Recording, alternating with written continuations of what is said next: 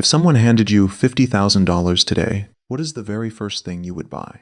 Because two brothers were asked that exact question by life itself. They gave two different answers, and those two answers built two completely different lives. Daniel and Marcus grew up in the same small house, on the same quiet street, raised by the same father, a man who fixed cars for 40 years and never once complained about it. Daniel was the older brother, loud, confident, always dressed a little better than he could afford, the kind of man who walked into a room and made sure the room knew it. Marcus was 2 years younger, quiet. The brother people forgot was there. While Daniel talked, Marcus watched. While Daniel spent his first paycheck on shoes, Marcus asked his father a strange question. "Dad, where does money go when it leaves us?" His father laughed. He didn't have an answer. Nobody had ever taught him either. Then, the winter both brothers were in their 30s. Their father passed away. He left behind the little house, his old tools, and something nobody expected. A life insurance policy he'd quietly paid into for decades. $50,000, each for the sons of a mechanic. It was more money than either of them had ever seen in one place. Daniel didn't hesitate. Within 1 month, the money was moving. First a car, $28,000. "Dad drove junk his whole life," Daniel said. "Not me." Then a watch. Then a vacation, the kind you post about. Then new furniture, a bigger TV, and rounds of drinks for friends who suddenly remembered his number. Daniel felt rich. And here's the uncomfortable truth for a few months. He looked rich too. The car didn't just cost $28,000. It came with insurance, fuel, servicing, a parking fine here, a repair there. The watch sat on his wrist, producing nothing. The furniture sat in his living room, producing nothing. Beautiful things, all of them silently eating, none of them ever feeding him back. Marcus did something that made his friends laugh at him. Nothing. For 3 whole months, nothing. The money sat untouched, while Marcus read, asked questions, and visited a retired businesswoman from his father's old street. He asked her one question. If this money was yours, what would you buy? She said something he never forgot. Only buy things that pay you. Everything else can wait. So Marcus made boring choices. Painfully boring. He put a down payment on a small 2-room unit near the bus station, not to live in, to rent out. A tenant moved in, and every month, money came in. He spent $3,000 on a professional welding certification, a skill the factories in his city were desperate for. His income went up almost immediately. And the rest? It went into simple, steady investments the businesswoman helped him understand. Nothing exciting, nothing he could show off at a party. Daniel saw all this and shook his head. Dad leaves you $50,000, and you're still riding the bus. You embarrass yourself, little brother. Daniel's car, the $28,000 Crown, was now worth $17,000. It lost $11,000 just by existing.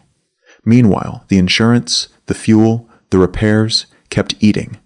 The inheritance account hit 0, so the eating switched to his salary, then to a credit card. Daniel started doing something millions of people do and never talk about. He began working overtime not to get ahead, just to stay in place. Every month his paycheck arrived, and every month the hungry mouths he'd bought lined up first.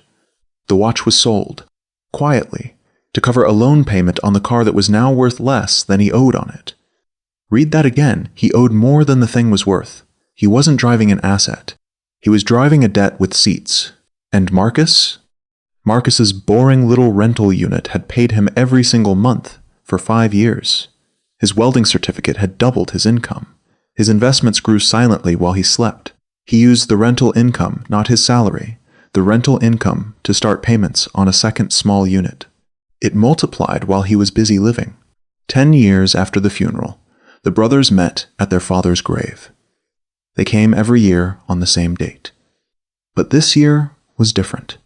Daniel arrived in the black car, older now, scratched, engine coughing. He stood at the grave a long time. And then, for the first time in 10 years, the loud brother spoke quietly. "I have nothing left," he said. "The money the overtime, all of it. I'm 43, and I'm further behind than the day Dad died. How? I got the same 50,000 you did. The Sam money. How? Marcus didn't gloat. This was his brother. He picked up 2 stones from beside the grave and held one in each hand. Dad gave us the same seeds. Marcus said, You cooked yours and ate them in one season. They were delicious. I saw the photos. I planted mine. That's it. That's the whole difference. Every dollar is a worker, Daniel. Every single one. You can send it out to work and bring back friends, or you can make it serve things that only know how to eat. You bought things that eat. I bought things that feed. Same money.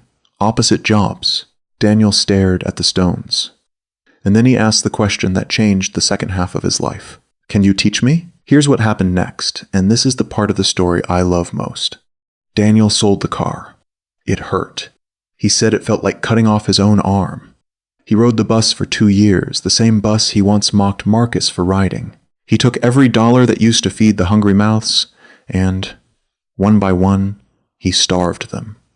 The debts died slowly, then all at once. At 45, Daniel bought his first asset, a small stake in Marcus's third rental unit. The first month, a payment landed in his account, money he didn't trade a single hour of his life for. Daniel sat down and, by his own account, cried like a child. Not because of the amount, it was small, but because, for the first time in his life, money had walked toward him. So here is the one lesson, the only lesson this whole story exists to teach you. Every payday, life hands you a small inheritance. And every payday, you answer the same question the brothers answered. You just answer it in smaller numbers. $50 spent on something that eats is Daniel's choice. $50 planted in something that feeds a skill, a book. A tiny investment is Marcus's choice. Same money, opposite lives. Every single month you're choosing. What is one thing you own right now that eats your money every month? And what's one thing you could start feeding instead? Name them both in the comments.